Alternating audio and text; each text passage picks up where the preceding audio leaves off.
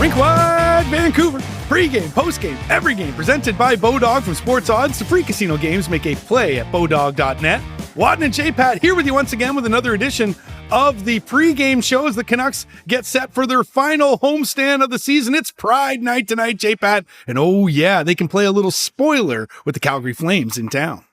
First visit of the season by the Calgary Flames. Here we are, the final day of March, and it is the first of a 5-game homestand that'll finish with the second visit of the year from the Calgary Flames. So the Flames still have playoff aspirations. The Canucks are going to have a say in that with these 2 games remaining head-to-head. They've played twice already this year, both of them in Cowtown, both of them with Bruce Boudreau behind the bench, and without Thatcher Demko in goal for the Vancouver Canucks. So Canucks throwing a different look at the Flames here tonight. And it's interesting to note that Calgary's still in the playoff hunt. The Canucks are not. But the 2 teams are tied with 34 wins apiece. We'll get into that a little bit later as we go here through the pregame show.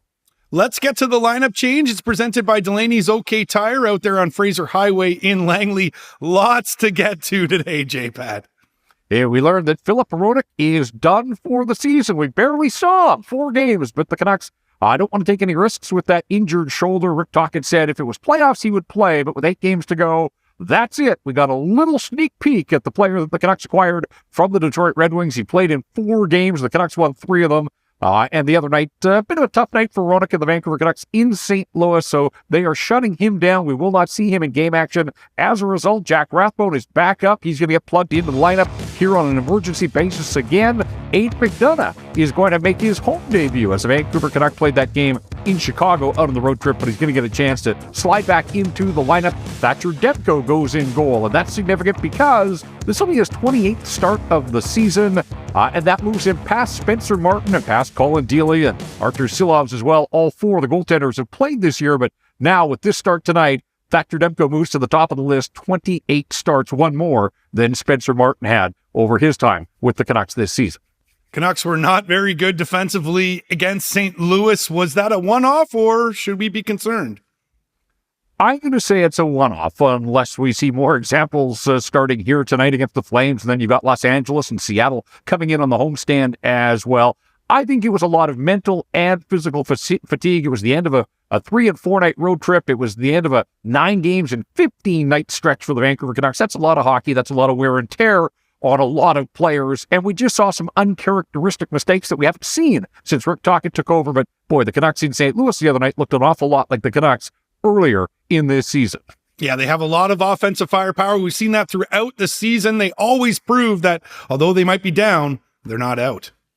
Right, and another example of top players stepping up at 5-2 in the second period the other night. It didn't look good for the Vancouver Canucks, but a late second period power play goal. Power play struck twice against the Blues. Quinn Hughes had a couple of goals. Andrei Kuzmenko with a couple of goals. Brock Besser with one of those power play goals. And so the top-end guys, they rise to the occasion. Ultimately, though, the Canucks did fall in overtime, so they get a single point. They went 2-0-1 out of the road trip, and we'll see if they can bounce back against the Flames tonight. Mentioned that they could play spoiler against Calgary tonight. Well, in their next 5 of 8 games, they're going to be playing against playoff teams, so a little disruption from the Canucks. Well, let's be clear. The Flames are not a playoff team yet, but they have high hopes to be a playoff team. And so when you talk about Calgary, you talk about Los Angeles, Seattle, these are teams that have their eyes on postseason hockey, and that means that they're going to be either tuning up for the playoffs or, in Calgary's case, scratching and clawing to get above that playoff bar. So I think the Vancouver Canucks are going to have to be ready for a pretty significant push from a lot of these opponents. 8 games to go, 5 of them, as we said, are in that boat of hoping to extend their seasons. And for Rick Tocchet and his coaching staff and the management group of the Canucks as well, it's probably a good thing. This is an opportunity to measure your team, to examine what you've got and to figure out, who's up to the challenge of some of these games against teams that are headed to the postseason. Let's take a look at the Flames, who got themselves a big W over the Kings on Tuesday. They did. They had to grind. All of the goals in a 2-1 hockey game came in the first period, and after that, neither team wanted to give an inch, but ultimately the Calgary Flames did come out on top, and so a couple of weeks back, it looked like they were done and dusted and that the playoffs weren't going to happen for them, but kind of quietly, they've done a nice job of chipping away. They've picked up points in 9 of their last 12 hockey games, and that has kept them afloat in this playoff race. They've got big head-to-head showdowns with Winnipeg and Nashville still on the schedule. I don't imagine that Calgary's in a position to look past anybody, but those are probably the games that are going to determine their playoff fate. But hey, every point that they can put in their back pocket right now, a big point on their push to the postseason. And former Canuck Tyler Toffoli having himself a good season. And that shouldn't be a surprise because he's a good player. He's at the 30-goal mark. He's up to 67 points on the season. He leads the Calgary Flames. He's one of 3 guys that has 10 power play goals. So you get the puck on his stick in the offensive zone. He makes things happen. The Canucks know that from his time here, but also from his time in Los Angeles. They've seen enough of Tyler Toffoli. I guess they hope that they're not going to see a lot of Tyler Toffoli putting pucks in the net here. But he is the guy. Beyond that, you've got Elias Lindholm, who just an all-situations player, pretty solid two-way guy.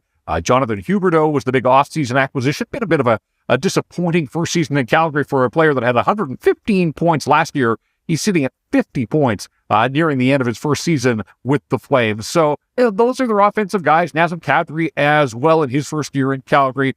Those are the players that the Canucks are going to have to keep an eye on, and we'll see if those players are enough to push the Flames to where they want to go. A lot of big names there, but Calgary's offense is ranked 20th in the league, and at the trade deadline, they didn't do anything to address that.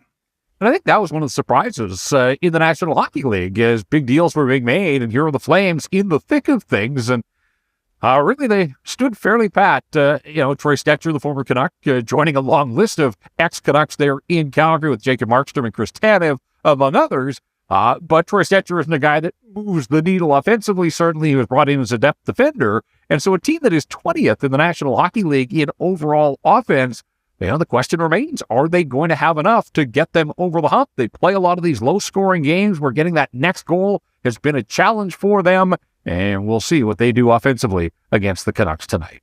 Let's get to the stat that stands out. It's presented by Jason Hominick at Jason.Mortgage. And this is a stat that stands out. And I mentioned right off the top that the Canucks and the Flames tied with 34 wins apiece, and that may surprise some people. Calgary has 15 overtime or shootout losses. That is tied with San Jose for the most in the National Hockey League. So 15 single points. And really that's the biggest difference between the Canucks and the Flames, is the Flames have pushed some of their regulation losses into overtime. But at the same time, they've left 15 bonus points on the table. You look at them, we're talking about them being a couple of points behind Winnipeg for a playoff spot. The other problem with all of those single points is the Jets have more regulation and overtime victories, and that's the tiebreaker when it gets right down to it. And it feels like it's tight enough in the West this year that it could come down to tiebreakers. So those overtime losses, the single points, have kept the Flames in this race, but at the end, it may be that they get nosed out by the Jets based on the tiebreaker, and so they got to find a way to take some of those games that get beyond 60 minutes and win instead of settling for a single point. That, to me, is a stat that stands out, and I know it's a stat that stands out to Calgary Flames fans as well, because it could be the determining factor of whether they're a playoff team. But the stat that stands out here on our pregame show, a presentation of Jason Hominick at Jason.Mortgage. All right, for my Bodog Best Bet, I'm just focusing in on the first 20 minutes of this game, JPat. I got both teams to score in the first at plus 135. Yeah, you talked about all the scoring that happened in the first period against the Kings with the Flames. I see that happening tonight. Don't know where this score is going to go, but I do know that both teams are going to get a tally in the first 20.